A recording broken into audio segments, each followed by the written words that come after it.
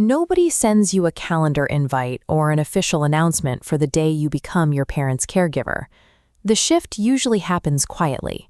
You notice a final notice on a water bill, or you tag along to a routine doctor's appointment and get a strangely evasive answer about a new medication. This map shows the current landscape of family caregiving in the United States. 38 million Americans are currently managing this transition, acting as unpaid care coordinators. Yet, despite the sheer size of that demographic, there is no shared manual.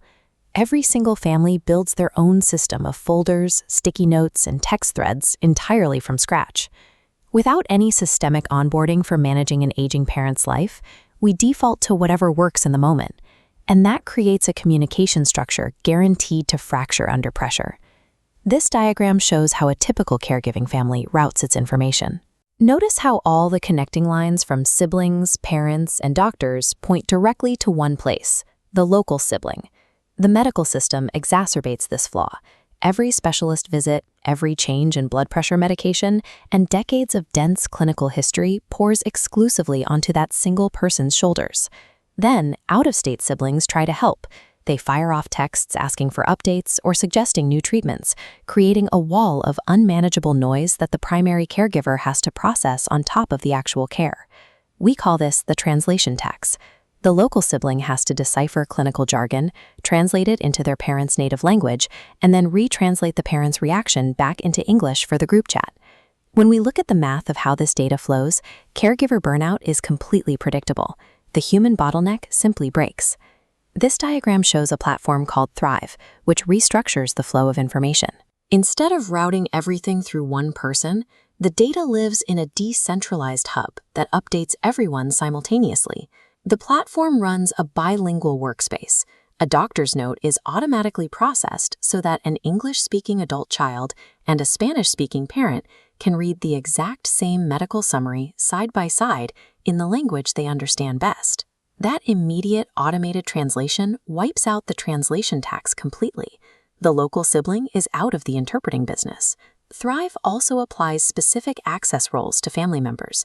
The primary caregiver gets full control to manage documents, while the out-of-state sibling is assigned an observer role, receiving a clean weekly digest of what happened, rather than a frantic ping for every minor update.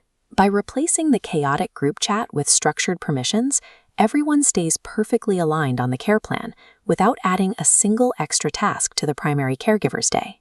This structure also applies to the medical data itself. When 3 different specialists adjust prescriptions in the same week, Thrive strips away the clinical clutter and generates a plain language summary of what actually changed. This chart shows how that clarification works in practice. The platform distills years of complex lab history into a clear visual trend, allowing a new specialist or an out-of-the-loop sibling to grasp the situation in seconds. That speed matters because a crisis is inevitable. Whether it's a sudden fall or an abrupt Friday afternoon hospital discharge, you will eventually find yourself making high-stakes decisions on no sleep. For those moments, Thrive provides built-in playbooks. It generates an immediate, customized checklist telling the family exactly who to call, which documents to pull, and the specific questions to ask. A pre-built crisis infrastructure replaces panic with process. You make calculated decisions based on clear data, right when time is your most scarce resource. Elder care no longer has to be a solitary burden locked inside one sibling's head. It becomes a transparent, secure record that the entire family helps carry. When you fix how information flows, the aging parent stops being treated like a logistical project. They retain their agency and their dignity. Building this decentralized infrastructure early is the only sustainable method to protect the caregiver's mental health across a timeline that often stretches for a decade or more.